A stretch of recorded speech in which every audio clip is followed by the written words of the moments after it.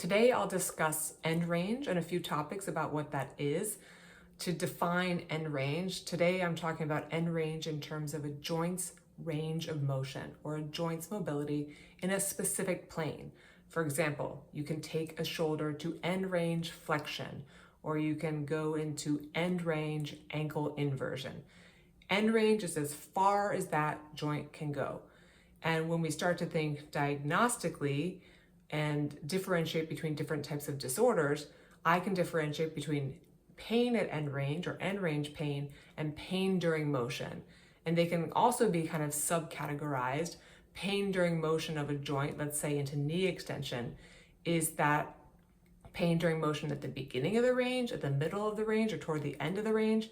And is it pain that's produced when the patient actively contracts her muscles to create that motion? Or is it when the joint is passively moved by a clinician, for example? So pain during motion can be subcategorized, and end range pain in a similar way. Is it when the patient does it herself, or is it when the clinician or an external force pushes that joint to end range? So end range is typically separated from during the motion, and it's that very moment at the end. Now, each joint has its own end range into each plane. There is end range hip internal rotation. There's end range lumbar extension. And yes, among healthy individuals, there is a small range. There's a small variation. Someone's knee extension might be -5 degrees. Someone's knee extension might be 0 degrees or -8 degrees. There is a slight fluctuation among individuals, and some of that fluctuation has to do with age, but even within an age group, we will see some differences. When it comes to extremities, one benefit of having two knees, for example, is that if there's only one knee that's affected, we can compare it to the other to help us understand what that patient's normal range of motion is. Again, we have a normal range, like of the population, how much knee extension we expect is within a range. It's not an exact number. The clinician's job is to figure out what is normal for that patient. Say you have -8 degrees of knee extension bilaterally, but someone else has -3. Well, maybe that person is normal for them, but maybe that person has lack of motion and actually is supposed to have -8.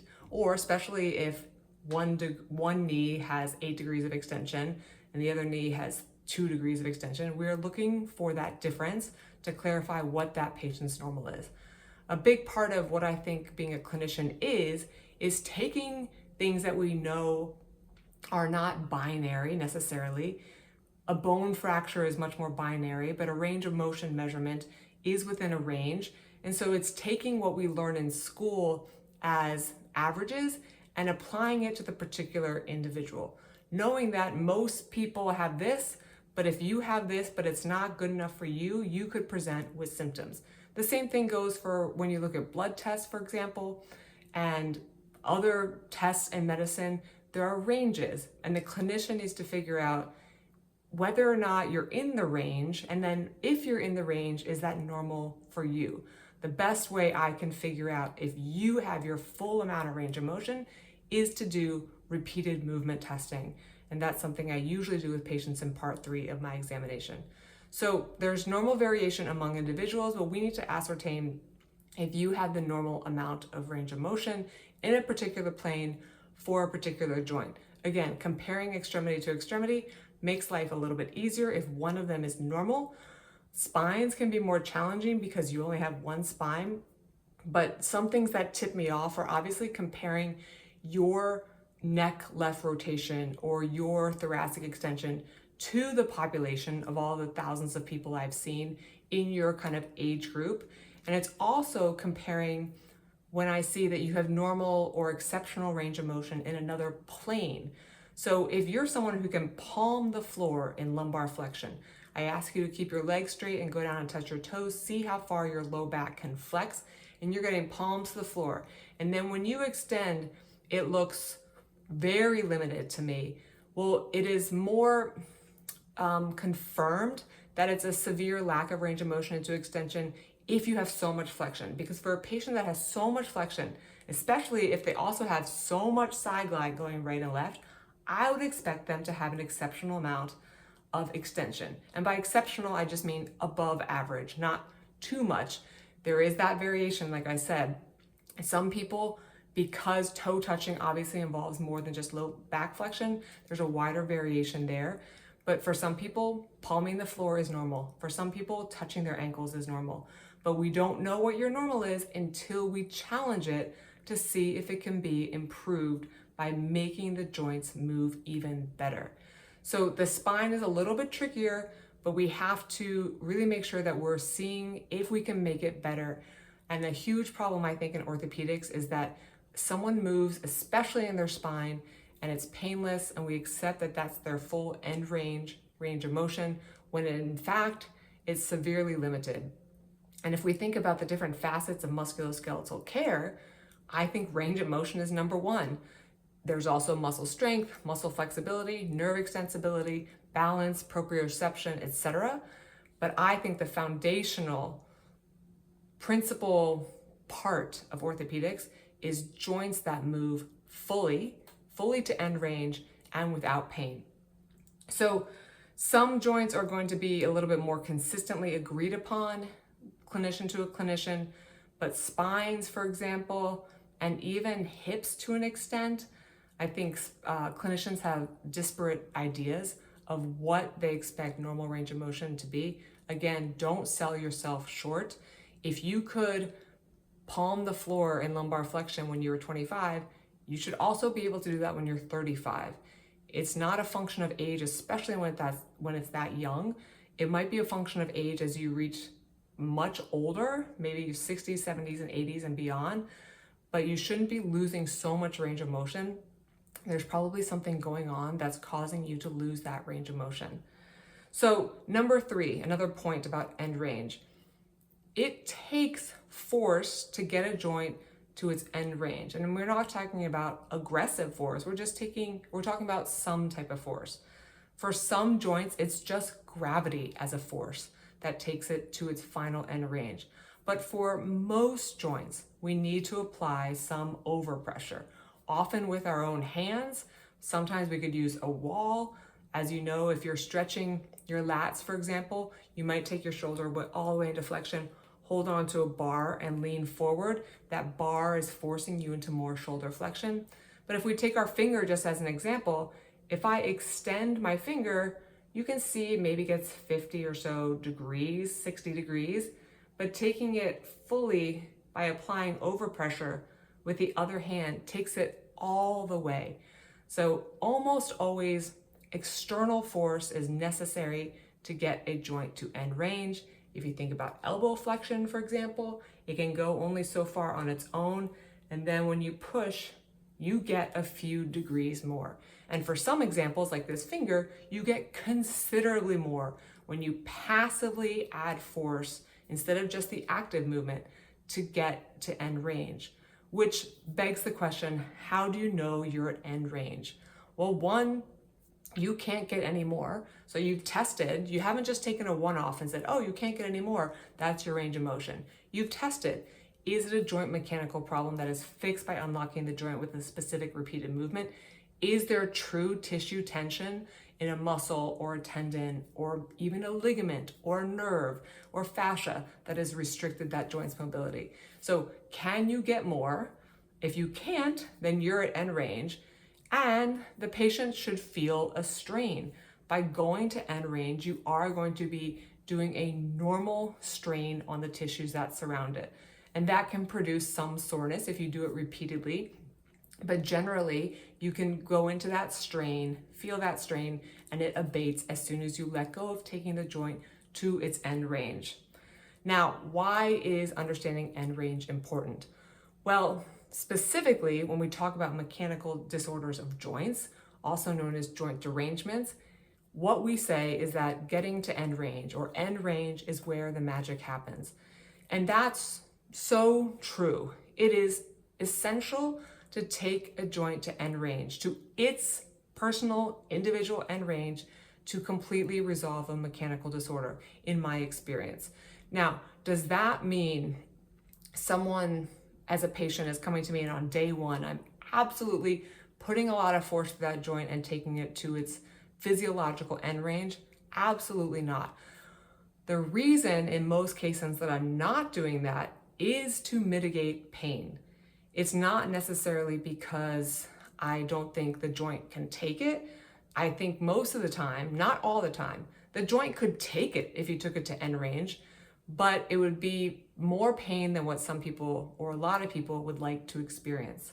So if I, for example, am curious about the repeated movement test of prone lumbar extension, I know in order to get my true answer, unless I get a red light earlier, to get my true answer to know what repeated lumbar extension in prone does to a patient's signs and symptoms, I will need to move that joint into repeated end range lumbar extension, which for some people is just locking the elbows and really sagging the hips.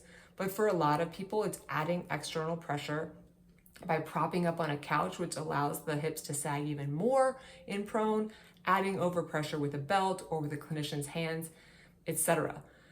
If, however, the patient has irritable symptoms, or for any number of reasons, I don't want to push it to that end range day one or even day two or whatever it may be, I can go into mid-range extension and ascertain what happens and decide if that is a fruitful kind of path to take.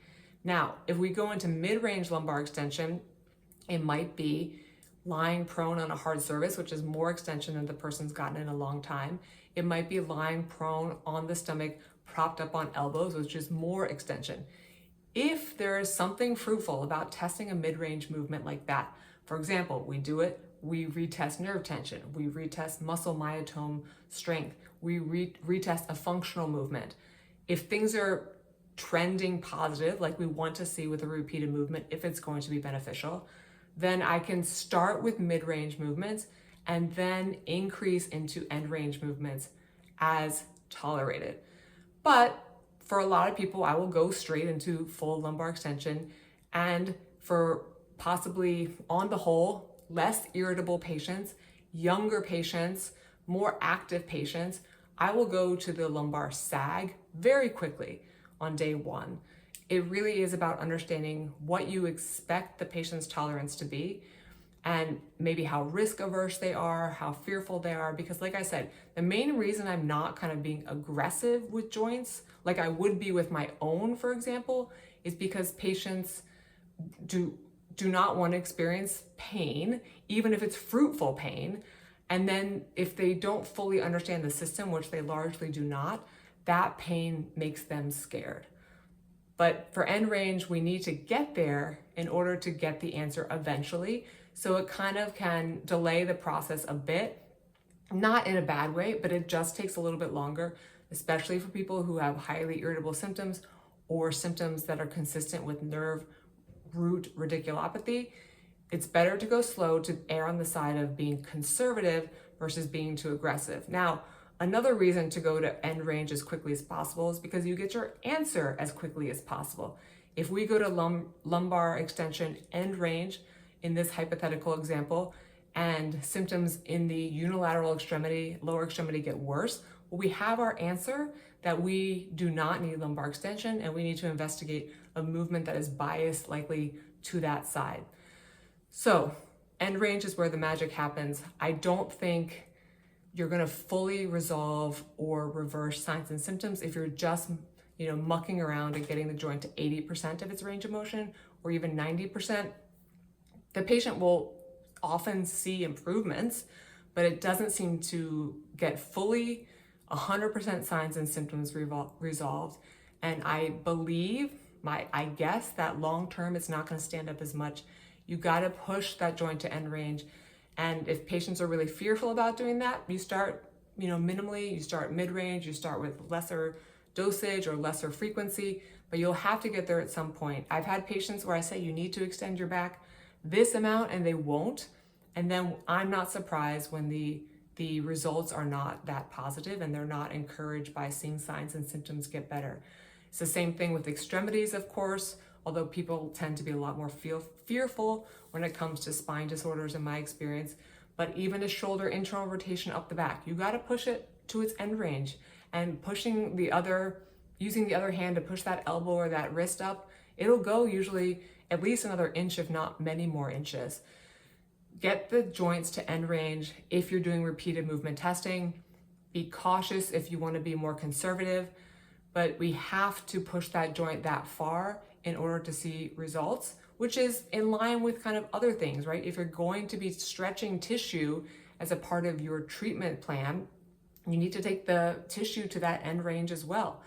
And if the tissue is truly tight, if you have scar tissue that is truly, kind of down or meshed down, stuck around something, maybe post-surgically, or you have tissue that's not moving because it was immobilized in a cast, you have to take that tissue to its end range, and you will feel it because you are actually trying to elongate fibers or break up fibers. It's the same thing with joints going to end range. You should feel when you're end range. And I'm not going to get into this today, but we have rules about what you can feel. For example, local pain is good. You shouldn't be doing a movement and every time you do it, it gets worse, radiating pain, for example. If you have questions or comments, please leave them below and I'll do my best to answer.